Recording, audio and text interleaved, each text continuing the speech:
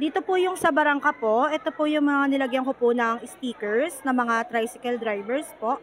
Bali, umiikot po sila sa buong Marikina po. Ayan po, yung parking area po nila.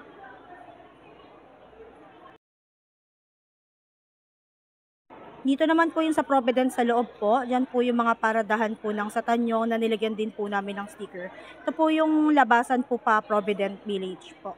Bali, Bonifacio po dyan sa may pinaka-highway po. Then, ayan po yung mga parking po ng mga tricycle na nilagyan po natin ng mga stickers po. Ayan po. Bali, umiikot po yan sa loob ng Providence Village. And sa labas din po. Dito naman po sa Google Map, dyan po nakaparado yung tricycle sa Barangka, sa loob ng Riverbanks Mall. Ayan dyan po yung mga parking po niya. Then, labas po tayo ng pinaka Riverbanks. Ayan po yung Bonifacio po. Ayan po. Bali, hindi lang naman po sa mismong Riverbanks Mall o sa mismong Providence Village yung pinaka pinupuntahan po ng tricycle. Umiikot po siya sa buong Marikina po.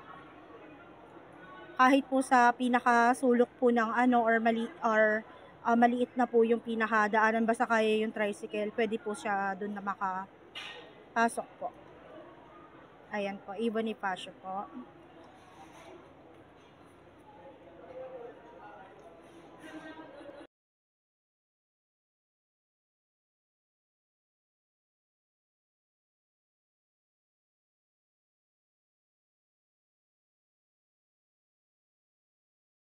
Ayan, nandito na po tayo sa mismong Tanyong po na barangay.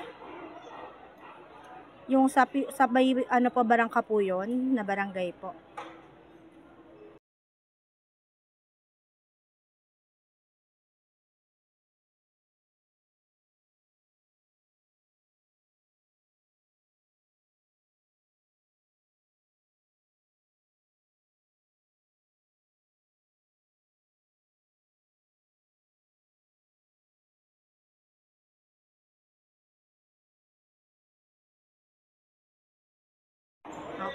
Diyan po yung papasok po ng Providence Village po na nilagyan po namin ng mga tricycle sticker ads po natin.